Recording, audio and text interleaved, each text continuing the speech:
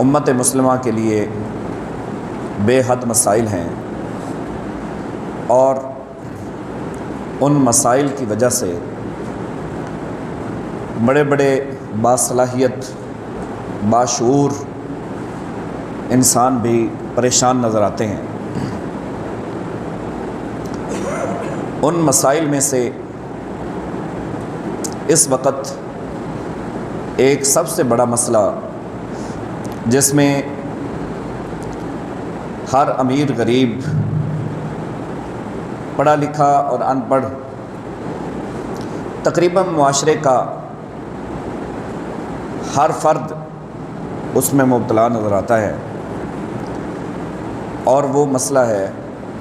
پیسوں کا نہ ہونا، ارننگ آف منی، دولت کے پیچھے ریس، اور میں امیر کیسے بن جاؤں، میں اور دولت کیسے اکٹھی کر لوں، اور پیسہ کیسے اکٹھا کر لوں، اور پیسے آنے کے باوجود بھی گھریلو معاملات، خواہشات،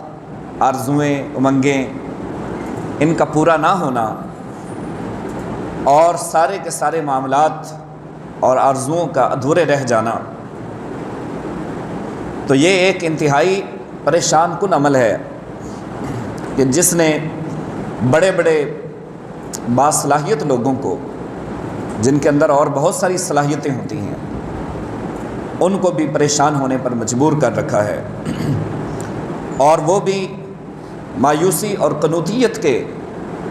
دہانے پر پہنچ چکے ہیں اس وجہ سے۔ لیکن اگر وہ یہ چاہتے ہیں کہ عمارت ہو یا غربت، دولت ہو یا پیسوں کی کمی ہو، نعمتوں کی فراوانی ہو یا پھل اور ثمرات کی کمی ہو، لیکن ہر حال میں انسان کو سکون کی دولت نصیب ہو جائے، تو اس کے لیے صرف واحد ایک راستہ ہے، وہ راستہ رسول اللہ صلی اللہ علیہ وسلم کا اسوہ حسنہ ہے۔ صرف ایک راستہ ہے کہ جہاں پہ جس راستے پر چل کے غربت بھی انسان کو سکون دیتی ہے، اور دولت بھی انسان کے لیے سکون اور راحت کا وقت سامان مہیا کرتی ہے۔ اس کی جیب پیسوں سے بھری ہو، پھر بھی اس کا دل سکون کی دولت سے مالا مال رہتا ہے، اور اس کی جیب پیسوں سے خالی ہو، پھر بھی اس کا دل سکون کی دولت سے مالا مال رہتا ہے۔ لیکن شرط یہ ہے کہ انسان والی کائنات صلی اللہ علیہ وسلم کے اسوہ حسنہ پر عمل کر لے۔ ایک مثال سے میں اس بات کو سمجھانا چاہوں گا۔ حضرت سیدنا شیخ عبد القادر جیلانی بہت بڑے استاد تھے، اپنے وقت کے بہت بڑے استاد تھے۔ آپ ان کے عظمتوں اور رفتوں کا اندازہ یہاں سے لگا سکتے ہیں کہ میں ایک استاد کی حیثیت سے آپ سے بات کر رہا ہوں۔ ہمارے سامنے جو آج کے دور میں طلباء بیٹھے ہوتے ہیں، 30، 40، 50، 60، 100 ہوتے ہیں، 1000 کی تعداد تک پہنچ جاتے ہیں۔ تو بڑے سے بڑا استاد ہے، 5000، 10000 کسی کے سامنے بیٹھ کر اس کا لیکچر سن رہے ہوتے ہیں، لیکن آپ اس ہستی کا اندازہ کریں کہ براہ راست لیکچر ہو رہا ہے، اور پوری دنیا سے اکٹھے ہو کر لوگ ان کے سامنے موجود ہوتے ہیں، اور بیک وقت 70 ہزار کا مجمع ہوتا ہے، 70 ہزار کا مجمع ہے، اور لوگ ان سے سیکھنے کے لیے آئے ہوئے ہیں، کاپیز اور پینسلیں لے کر ان کی زبان سے الفاظ نکل رہے ہیں، اور سیکھنے والے آگے سے لکھتے چلے جا رہے ہیں، اور ان میں 4 ہزار بیک وقت صوفیاء کرام، قطب، ابدال، غوث، بڑے بڑے عہدوں پر فائز لوگ موجود ہوتے ہیں۔ حضور سیدنا غوث اعظم رضی اللہ تعالیٰ عنہ، آپ نے سامان تجارت کی غرض سے بھیجا، تو ایک شخص نے آ کر پیغام دیا کہ حضور آپ نے جو سامان بھیجا تھا وہ تو کشتی ڈوب گئی ہے اور لاکھوں کا نقصان ہو گیا،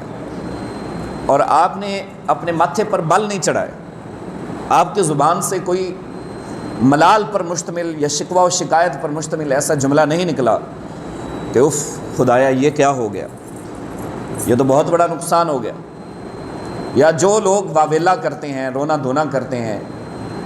مصیبت کے وقت، مشکل کے وقت، آپ کو اندازہ ہوگا میرے خیال میں کہ جب کسی کا بڑا مالی نقصان ہو جائے اس وقت لوگوں کی کیا کیفیت ہوتی ہے، سر پکڑ کے بیٹھ جاتے ہیں۔ تو آپ نے ایسا نہیں کیا، آپ نے کی زبان سے ایک لفظ نکلا الحمدللہ۔ پھر کچھ دنوں کے بعد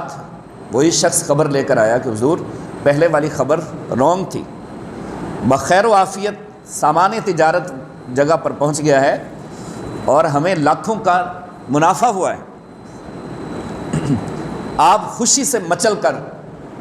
کوئی بہت بڑا انتظام کرتے، جو لوگ خوشی میں مچل کر عبادات ریاضات کو بھول جاتے ہیں اور ان خوشیوں میں محو ہو کر پھر وہ خدا کی نافرمانی پر مشتمل کام کر گزرتے،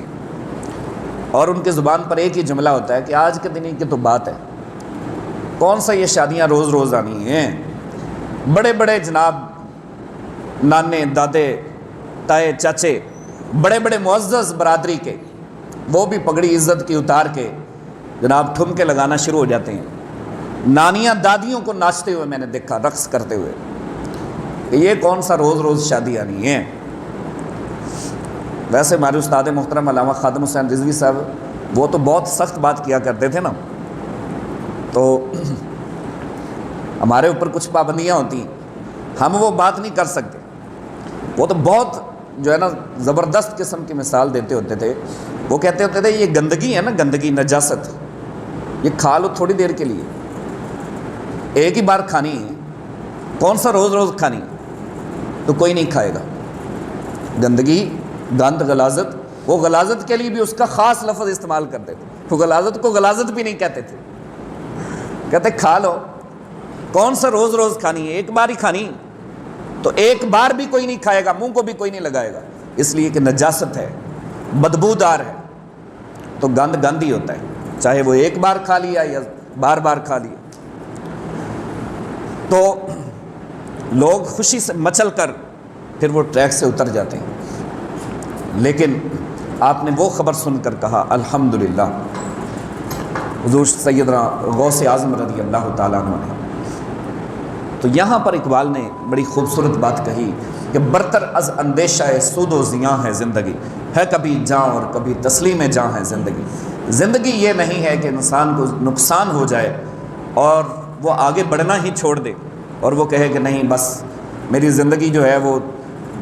دم کھو گئی ہے زندگی، اور زندگی کی سانسیں ختم ہو گئی۔ اور زندگی یہ بھی نہیں ہے کہ انسان کو کوئی بہت بڑا منافع ہو، کوئی لاکھوں روپے اس کے ہاتھ لگ جائیں اور پھر وہ خوشی سے مچل کر اللہ کے احکامات کی حکم عدولی شروع کر دیں، نہیں، بلکہ میانہ روی سے کام لے۔ جو سب سے بہترین راستہ ہمارے آقا و مولا صلی اللہ علیہ وسلم نے بتایا ہے وہ قناعت ہے۔ قناعت کا مطلب یہ ہے کہ جو کچھ مل جائے خدا کی بارگاہ سے اس کو لے کر خدا کا شکر ادا کر۔ کوئی ایک آدھی اگر جو ہے وہ دولت نہیں ہے تو اس کا مطلب یہ نہیں ہے کہ وہ باقی خدا کی ہزاروں لاکھوں نعمتوں کو چھوڑ دے، وہ لاکھوں نعمتوں کو فراموش کر دے۔ اور بھی تو نعمتوں کو دیکھیں نا، کتنی بڑی بڑی نعمتیں اللہ تعالیٰ نے اس کو عطا فرمائی۔ انسان تو اپنی ایک زبان جو نعمت ہے اس کا دین نہیں دے سکتا، آنکھوں جیسی نعمت کا شکر ادا نہیں کر سکتا ساری زندگی لگا، پاؤں اور ہاتھوں جیسی نعمت کا شکر ادا نہیں کر سکتا، تو باقی معاملات تو بعد میں آتے۔ تو یہ چیز اپنے ذہن سے نکال دیں دوستو کہ غربت پریشانی کا باعث ہے، بلکہ آپ نبی صلی اللہ علیہ وسلم کی حیات مبارکہ اور آپ کی سیرت کو اگر آپ پڑھیں تو آپ صلی اللہ علیہ وسلم ایک دن کھانا کھا کے 3 دن بھوکے رہنے کے لیے کسی کے محتاج نہیں تھے، لیکن اس کے باوجود آپ صلی اللہ علیہ وسلم ایک دن کھانا تناول فرماتے ہیں اور 3 دن تک آپ صلی اللہ علیہ وسلم فاقہ میں گزارتے ہیں، 3 دن تک آپ فاقہ میں گزارتے ہیں۔ اگر آپ کو پتہ چل جائے کہ غربت اور فاقہ کشی کے کیا کیا انعامات ہیں تو انسان غربت کو اپنے حق میں مصیبت خیال نہیں کرے گا، بلکہ وہ غربت کو اپنے حق میں غربت کو بھی نعمت سمجھنا شروع کر دے گا۔ اس لیے کہ آقا صلی اللہ علیہ وسلم نے فرمایا کہ 500 سال پہلے غربا امراء سے پہلے جنت میں داخل ہو جائیں گے، اور آپ نے فرمایا کہ میں نے کثیر تعداد میں غریبوں کو جنت میں داخل ہوتے ہوئے دیکھا۔ تو غربا اپنے مقدر پر ناز کریں۔ آپ صلی اللہ علیہ وسلم نے فرمایا الفقر فخری، فقر میرا فخر ہے، فقیری اس پر آپ صلی اللہ علیہ وسلم نے فخر فرمایا ہے، فرمایا میرا ناز ہے۔ دولت کی پوچھ گچھ ہونی، اے بندے تجھے اولاد دی تھی، تجھے مال و دولت دیا تھا، تجھے زمانے کی فلاں فلاں نعمتیں دی تھی، تجھے گھر دیے تھے، تجھے گاڑیاں دی تھی، تجھے عالی شان بنگلے دیے تھے، تجھے عالی شان بزنس دیا تھا، بتا تو نے کہاں کہاں اس کا شکر ادا کیا ہے۔ لیکن غربت ایک سائیکل کی مانند ہوتی ہے سواد کے ساتھ، جو انسان کی روح اور اس کے من کو جھنجھوڑ کر اسے پاک و صاف کر دیتی ہے، بشرطے کہ وہ اس پر شکر بجا لائے، بشرطے کہ وہ اس پر پورا اترے، تو وہ بھی اس کے دل کے لیے تسکین کا باعث بن جاتی ہے۔